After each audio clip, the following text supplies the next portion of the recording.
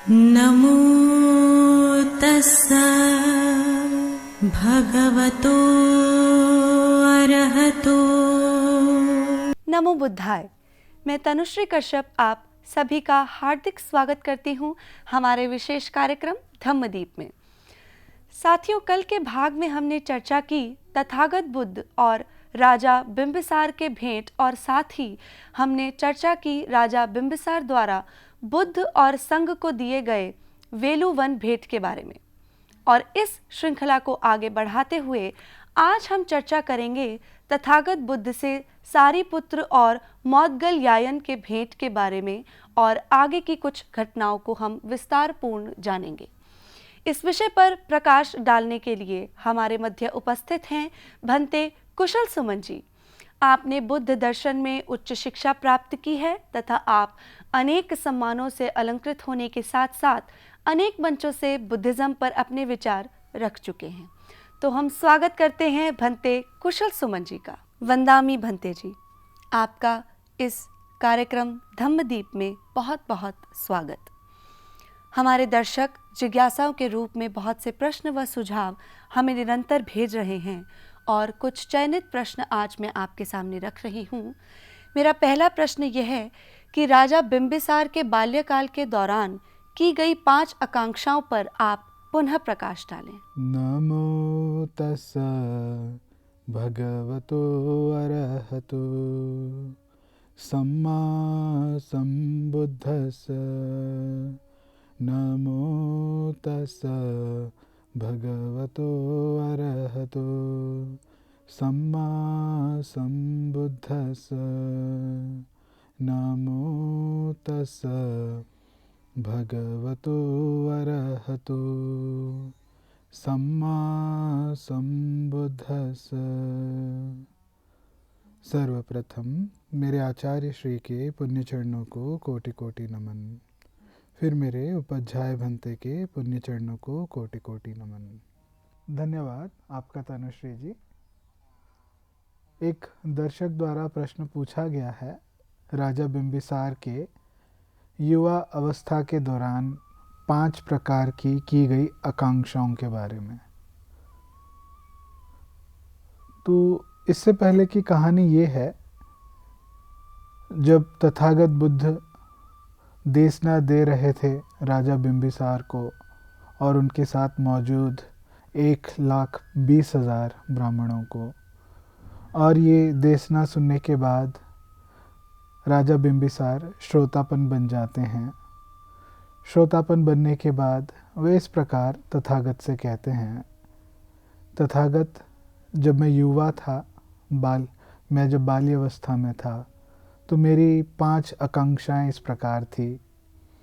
पहली आकांक्षा इस प्रकार थी, जब मैं बड़ा बनूं तो मुझे राज्याभिषेक हो मेरा, मुझे राजगद्दी पर बैठने का अवसर प्राप्त हो, मैं राजा बनूं। ये मेरी आकांक्षा पूरी हो गई। दूसरी आकांक्षा, मुझे अपने जीवन काल में किसी अरहंत के दर्शन हो, उनसे मिलने का अवसर प्राप्त हो। आपसे मिलने के बाद ये मेरी दूसरी आकांक्षा भी पूर्ण हो गई। तीसरी आकांक्षा, मुझे उस अरहंत की वंदना करने का अवसर प्राप्त हो, उन्हें नमन करने का अवसर प्राप्त हो। तो आज मैंने जब आपकी वंदना की, आपको नमन किया, इससे मेरी तीसरी आकांक्षा भी पूर्ण हो गई। चौथी आकांक्षा, वे अरहंत, वे तथागत मुझे अपनी धर्म देशना दें। आपकी धर्म देशना सुनकर मेरी ये चौथी आकांक्षा भी पूर्ण हो गई। 5वीं आकांक्षा, मुझे तथागत के द्वारा दी गई धर्म देशना, उसको मैं समझ पाऊँ, उसका अनुसरण कर पाऊँ और उसके द्वारा साक्षात कर पाऊँ। तो ये मेरी 5वीं आकांक्षा भी आज पूर्ण हो गई। ऐसे कहकर वे तथागत को नमन करते हैं और आजीवन त्रिशरण लेते हैं राजा बिंबिसार। ये थी छोटी सी कहानी। इस जानकारी के लिए आपका बहुत बहुत धन्यवाद भंते जी। अब आपसे यहाँ चर्चा करनी है कि हमारे मेल और व्हाट्सएप पर लगातार सुझाव आ रहे हैं और प्रश्नों की झड़ी भी लगी हुई है। इसमें अब वीडियो प्रश्न भी आने लगे हैं। ऐसा ही एक वीडियो प्रश्न आज के इस एपिसोड में हम देखने जा रहे हैं। साथ ही मैं आपको यह बताते चलूं कि आपके सुझाव भी हम भंते जी तक पहुंचाते हैं और हमारे सभी आदरणीय भंते जी लोग उन सुझावों को ध्यान में रखते हैं। अब देखते हैं एक वीडियो प्रश्न। हेलो सर, मेरा नाम रौनक साधवानी है। मैं इंडिया में तेलंगाना में करीमनगर एक छोटे से गांव में रहता हूँ। वो क्वेश्चंस है जो मुझको बहुत टाइम से आपसे पूछना था। मेरा फर्स्ट क्वेश्चन ये है कि लॉर्ड बुद्धा का मेन मोटो क्या था, और सेकंड क्वेश्चन ये है कि बुद्धिस्ट होने की ऐसी क्या अच्छी अच्छी चीज़ें हैं। कोई 2-3 चीज़ों को बताया जाए आपके वीडियो में। और thank you so much sir, मैं आपके वीडियोस को बहुत पसंद करता हूँ और आपकी स्पेशली धम्मा एपिसोड को जो है बहुत अच्छे लगते हैं मेरे को। भंते जी, कृपया आप इस प्रश्न का उत्तर दें और मार्गदर्शन दें। रौनक साधवानी, आपका बहुत बहुत आभार। आपका बहुत बहुत मंगल हो। आपने बहुत प्यारा प्रश्न पूछा है। आपके कुल मिला के 2 प्रश्न हैं।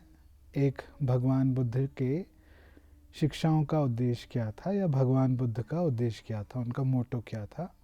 और दूसरा प्रश्न आपने पूछा है बुद्धिस्ट होने के क्या क्या फ़ायदे हैं। तो पहला प्रश्न आपका जो है उसको हम 2 भागों में बांट सकते हैं।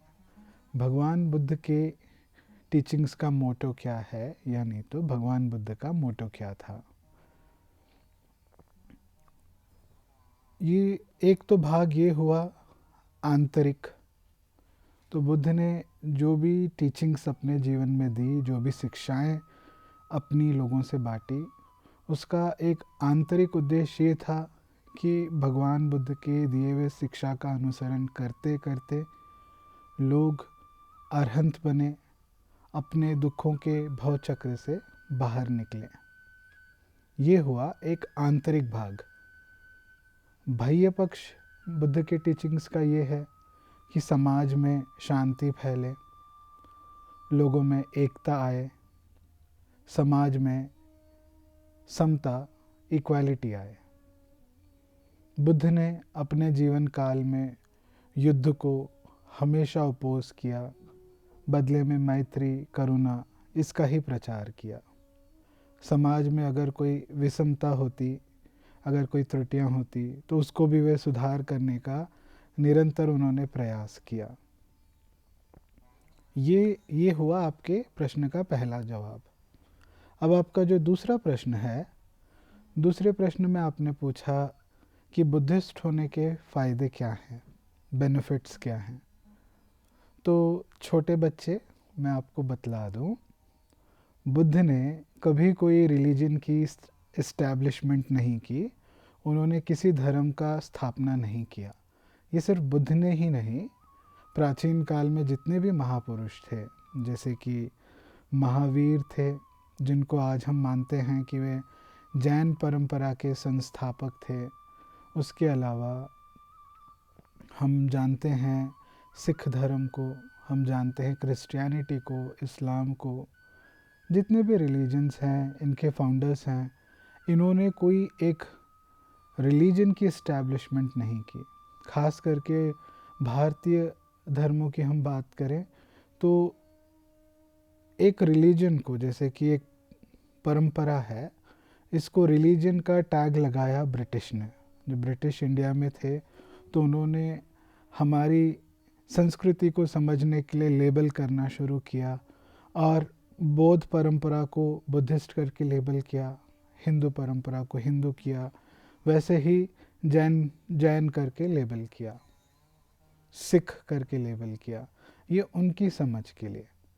भारत में इनको हम देखते हैं, ये जो सारी विचारधाराएं हैं, ये एक प्रकार की जीवन शैली है।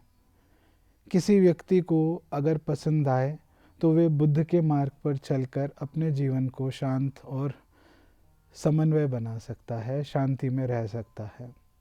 हो सकता है किसी और को जैन परंपरा पालन करने में शांति मिले, या नहीं तो महावीर के सिखलाए हुए सिद्धांतों को पालन करने से शांति मिले।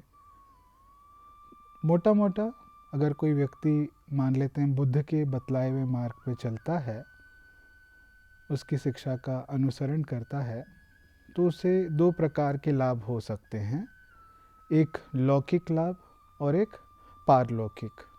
लौकिक लाभ तो ये होता है कि वे अहिंसा पूर्वक शांति से समाज में रहने की कला सीखता है, चोरी नहीं करता, झूठ नहीं बोलता, व्यभिचार नहीं करता। जब कोई व्यक्ति इस प्रकार के पाप कर्मों से बचता है तो एक स्वाभाविक तरीके से एक व्यक्ति जो बुद्ध की शिक्षाओं का पालन करता है तो वे स्वाभाविक तरीके से समाज में किस प्रकार से शांतिपूर्वक रहना है उसका उदाहरण बन जाता है। ये हुए उसके मुंडेन बेनिफिट्स, लौकिक बेनिफिट्स। पारलौकिक क्या हुआ? जो लोग नहीं मानते पुनर्जन्म में वो मेरी इन बातों को इग्नोर करें, बट जो लोग विश्वास रखते हैं उन लोगों के लिए पारलौकिक बेनिफिट्स ये होते हैं कि कोई व्यक्ति अगर इस प्रकार का शील सदाचार का जीवन जीता है तो वे जहाँ भी उत्पन्न होगा पुनर्जन्म के बाद वे सद्गति ही होगी। वे कहीं ना कहीं अच्छी जगह पे अच्छी परिस्थितियों में ही उसका जन्म होता है। तो ये है बेनिफिट्स बुद्ध की शिक्षा का अनुसरण करने का। नमो बुद्धाय। आपका मंगल हो, भला हो। रौनक साधवानी। हमारे दर्शकों की जिज्ञासाओं को शांत करने के लिए आपका बहुत बहुत धन्यवाद भंते जी। अब हम आज के अपने विषय पर आते हैं, जो कि तथागत बुद्ध के गया से राजगृह की ओर प्रस्थान के बाद वहां राजा बिंबिसार से भेंट तथा उससे जुड़ी कुछ घटनाओं पर आधारित है। कृपया इस विषय पर विस्तृत जानकारी प्रदान करें। धन्यवाद आपका तनुश्री जी। दर्शकों, आज के एपिसोड में हम चर्चा करेंगे मोग्गलान और सारिपुत्र द्वारा तथागत बुद्ध के साथ भेंट की। सबसे पहले मैं आप सभी को एक भूमिका बताना चाहता हूँ, भूमिका आप लोगों के समक्ष रखना चाहता हूँ। सारिपुत्र और मोग्गलान भारत की प्राचीन श्रमण परंपरा में से एक शाखा जिसके संस्थापक संजय बेलट्टीपुत्र थे, उसके शिष्य हुआ करते थे ये दो, सारिपुत्र और मोग्गलान। तो संजय बेलट्टीपुत्र कौन थे, इसको हमें विस्तार से समझना होगा।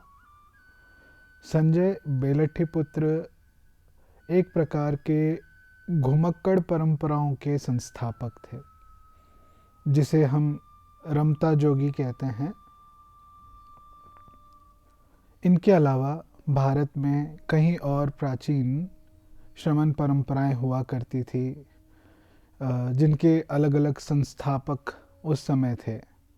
जैसे कि एक परंपरा थी जिसके संस्थापक थे पूरण कश्यप, दूसरी ओर ऐसी शाखा थी जिसके संस्थापक थे मक्खाली गोसल, और किसी परंपरा या शाखा के संस्थापक अजीत केसकामली, और चौथी शाखा थी जिसके संस्थापक थे पाकुद कच्चायन, और एक शाखा थी जिसके संस्थापक निगंठ नाथपुत। ये जो आखिरी मैंने गिनाई निगंठ नाथपुत, इनको महावीर भी कहा जाता है, और महावीर द्वारा जो चलाई गई परंपरा थी वो निर्ग्रंथि के नाम से हमें पाली सूत्रों में पढ़ने मिलता है। तो ये जो दोनों थे सारिपुत्र और मोग्गलान, इस संजय बेलट्टीपुत्र के शिष्य थे जो घुमक्कड़ परंपरा के प्रचारक थे। इनका काम होता एक जगह से दूसरी जगह घूमते रहना और ज्ञान का संवर्धन करना। तो ये जो दो मित्र थे सारिपुत्र और मोग्गलान, इन्होंने ऐसा समझौता कर रखा था, इनमें से किसी को भी सर्वप्रथम अगर निर्वाण का साक्षात्कार हो जाए, मोक्ष प्राप्त हो जाए, तो वे दूसरे को आके इसकी जानकारी दे। तो इसी सिलसिले में एक समय की बात है, जब अस्सा जी भिक्षाटन के लिए राजगृह में निकले थे। अस्सा जी ये वही हैं जिनको तथागत बुद्ध ने सर्वप्रथम उन 5 भिक्षुओं को देशना दी। उनमें से एक अस्सा जी थे। बाकी थे थेर वप्प, थेर महानाम, थेर भद्य और अन्य कौंडन्य। जब अस्सा जी भिक्षाटन कर रहे थे राजगृह में, तो उनको दूर से जब सारिपुत्र ने देखा, काफ़ी श्रद्धा जागी उनके मन में अस्सा जी के आचरण को देखकर। अस्सा जी का आचरण इस प्रकार था, वे अपने भिक्षा का पात्र लेकर एक घर से दूसरे घर भोजन का भिक्षा मांग रहे हैं और उनकी नज़रें सारा समय सिर्फ 2-4 हाथ की दूरी पर ज़मीन पर टिकी हुई हैं। उनके चलने का ढंग इतना सजगपूर्ण था, देखकर किसी के भी हृदय में श्रद्धा जगा सकता था। अस्सा जी को देखकर सारिपुत्र के मन में ऐसा चिंतन हुआ कि आज के समय भी धरती पर अरहंत जीवित हैं और अरहंत कोई बन सकता है, उसका ये उदाहरण मेरे आंखों के सामने है। क्यों ना मैं इनसे इसी समय जाकर भेंट करूं और उनसे मैं शिक्षा ग्रहण करूं। फिर सारिपुत्र ये भी समझते हैं कि ये अस्सा जी का भिक्षाटन का समय है और उन्हें इस समय डिस्टर्ब नहीं करना चाहिए। तो अस्सा जी जब एक एक घर से अपना भोजन ग्रहण कर लेते हैं, पात्र में भोजन ले लेते हैं, तो वे जब लौट रहे होते हैं तो उनका पीछा करते करते सारिपुत्र उस जगह पर पहुंच जाते हैं जहां पर अस्सा जी एकांत में जाकर बैठ जाते हैं। तो सारिपुत्र ने अस्सा जी के समक्ष जाकर आदरपूर्वक वंदना की और उनके सामने बैठ गए। बैठकर पूछा, आर्यवर, आपके गुरु कौन हैं? आपने किसके शिक्षा को ग्रहण किया है? किसकी शिक्षा का आप अनुसरण कर रहे हैं? और आपने किसकी शरण ग्रहण की है? तो प्रत्युत्तर देते हैं अस्सा जी कि मैं जो शाक्यों के कुल से निकले हुए जो महाश्रमण हैं गौतम, मैंने उनकी शरण ग्रहण की है। मैं उन्हीं की शिक्षा का अनुसरण करता हूँ और मैं उन्हीं की शिक्षा का पालन करता हूँ। वही मेरे गुरु हैं, वही मेरे शास्ता हैं। इस प्रकार जब प्रत्युत्तर उन्हें मिल जाता है सारिपुत्र को, तो सारिपुत्र जानना चाहते हैं कि आपके शरीर की आभा को देखकर, आपके शांत इंद्रियों को देखकर ऐसा प्रतीत होता है कि आप निसंदेह अरहंत बन चुके हैं। तो क्या आप कृपया करके कुछ ही शब्दों में या गहराई में मुझे बता सकते हैं कि आपके जो गुरु हैं, आपके शास्ता जो हैं तथागत, उनकी क्या शिक्षा है? तो इसके बदले अस्सा जी सारिपुत्र से कहते हैं, मेरे जो शास्ता हैं उनकी मैंने शरण हाल ही में ली है। मैं कुछ ही समय पहले भिक्षु बना हूँ उनकी देशना के लिए। तो मैं आपको ज़्यादा गहराई से बता नहीं सकता, संक्षिप्त में बताने का प्रयास करूँगा। और फिर सारिपुत्र कहते हैं, कोई ना, आप मुझे गहराई में ना बताएं, संक्षिप्त में ही बताएं, मगर मुझे सार बताएं कि उस महाश्रमण गौतम की शिक्षा का सार क्या है। तो फिर अस्सा जी इस प्रकार बतलाते हैं, तथागत ने कारण बताया है यथोचित उत्पन्न होने वाली वस्तुओं का, और क्या उनकी समाप्ति भी लाती है। ऐसा महाश्रमण द्वारा प्रचारित सिद्धांत है। अर्थात तथागत बुद्ध ने कारण भी बतलाया है और जो उत्पन्न होता है उसका कारण बतलाया है, और समाप्त होने का, उसके समाप्त होने का क्या कारण है वो भी बतलाया है। बस इतनी ही 2 ही लाइन की गाथा जब अस्साजी द्वारा सारिपुत्र ने सुनी तो उनके धर्म चक्षु जागृत हो गए। सारिपुत्र श्रोतापन बन गए। मैंने आप सभी को पहले भी बताया है, पहले के एपिसोड्स में, श्रोतापन अरहंत बनने तक की यात्रा में से सबसे पहला पड़ाव है। आगे चल के सकतगामी होता है, फिर अनागामी होता है, फिर अरहंत बनता है। तो सारिपुत्र श्रोतापन बन जाते हैं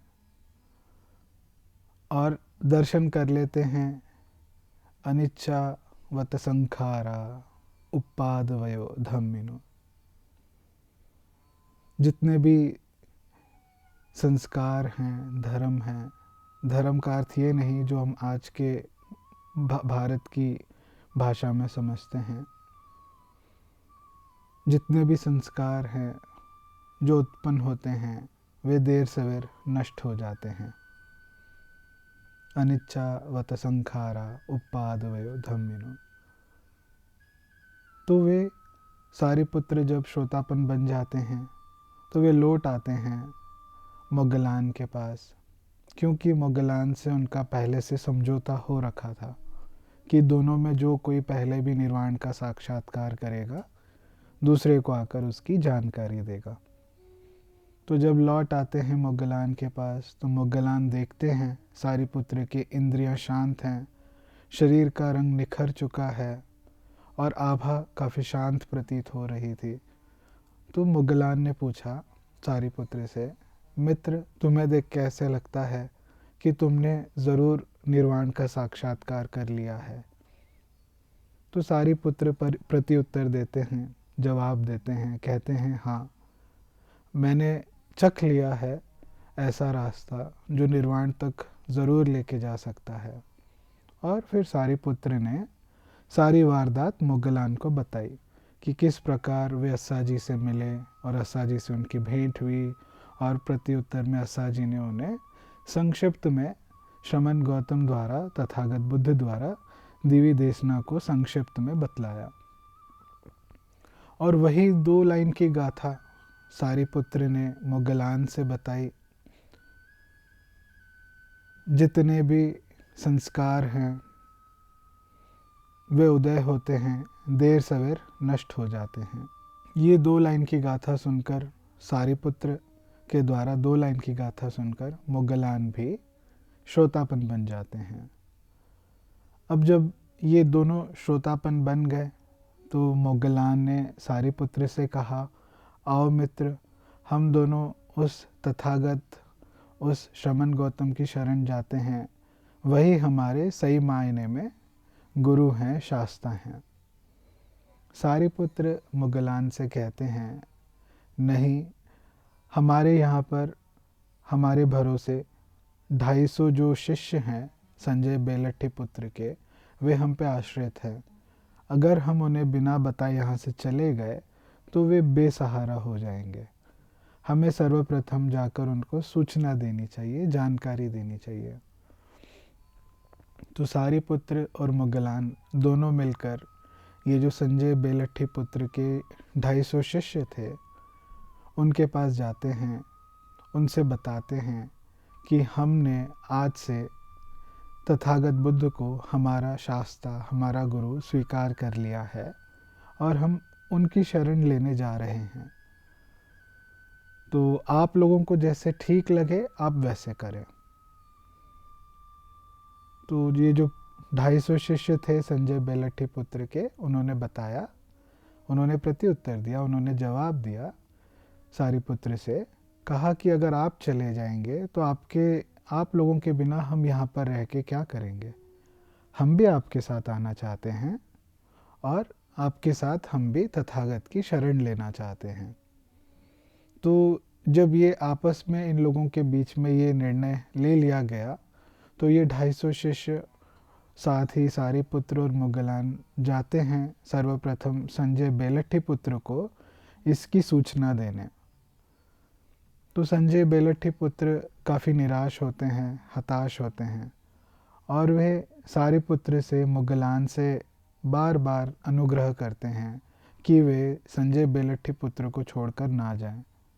और उन्होंने इसके अलावा एक प्रपोज़ल रखा उनके सामने, कहा कि आओ आज से तुम दोनों मिलकर मेरे साथ ये जो 250 भिक्षुओं का संघ है मेरा, इसका आप लोग संचालन करें। और सारिपुत्र मुगलान इसके लिए स्वीकृति नहीं देते हैं और अंत में ये जो 250 शिष्य थे और सारिपुत्र के साथ मुगलान के साथ तथागत की ओर बढ़ चलते हैं। तथागत इस समय वेलुवन में विराजमान थे, राजा बिंबिसार द्वारा उपहार दान में दिया हुआ वेलुवन, वहाँ पर तथागत बुद्ध विराजमान थे। तो जब वे तथागत बुद्ध की ओर पहुँचने लगते हैं दूर से ही, तो तथागत बुद्ध ने सारिपुत्र को, मुगलान को देखते हुए, जो उनके सामने बैठा हुआ 1000 भिक्षुओं का संघ था तथागत बुद्ध के सामने, उनसे कहा, ये देखो, ये आ रहे हैं 2 मेरे प्रमुख शिष्य जिनका नाम है उपतिस्स और कोलित। तो उपतिस्स और कोलित सारिपुत्र और मुगलान के नाम थे। तो जैसे ही उपतिस्स और कोलित, सारिपुत्र और मुगलान ने तथागत के समक्ष जाकर, निकट जाकर वंदना की तथागत की और तथागत से निवेदन किया, तथागत आप हमें अपनी शरण ले लें, हमें भिक्षु बना दें। तो तथागत ने सारिपुत्र को, मुगलान को, उनके साथ लाए गए 250 घुमक्कड़ श्रमणों को एक ही साथ भिक्षु बनाया। भिक्षु बनाकर आगे की जो कहानी है, हम आने वाले एपिसोड में इसकी चर्चा करेंगे।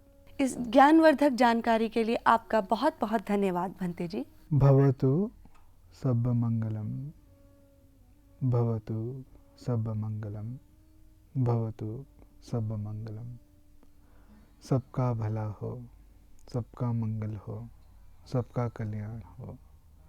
सुखियो सुखियो सुखियो। साथियों, आज के इस विशेष प्रोग्राम में इतना ही। अब समय हो चुका है आज के प्रोग्राम को विश्राम देने का, लेकिन उससे पहले आपको बताते चलें कि आपके मन में जो भी प्रश्न हो वह आप इस प्रोग्राम में पूछ सकते हैं। और प्रश्न पूछने के लिए आप हमारे व्हाट्सएप नंबर 9639010109 पर अपना प्रश्न भेज सकते हैं या हमारी ईमेल आईडी subharatibuddha@gmail.com पर भेज सकते हैं। तो उम्मीद करती हूँ कि आप अपनी जिज्ञासाओं को दबाएंगे नहीं और हमारे इस प्रोग्राम में हिस्सा बनेंगे, अपनी जिज्ञासा को शांत करेंगे। तब तक के लिए मैं तनुश्री कश्यप भंते कुशल सुमन जी के साथ विदा लेती हूँ। कल इसी समय आपके सामने फिर उपस्थित होंगे। नमो बुद्धाय। नमो तस्सा भगवतो अरहतो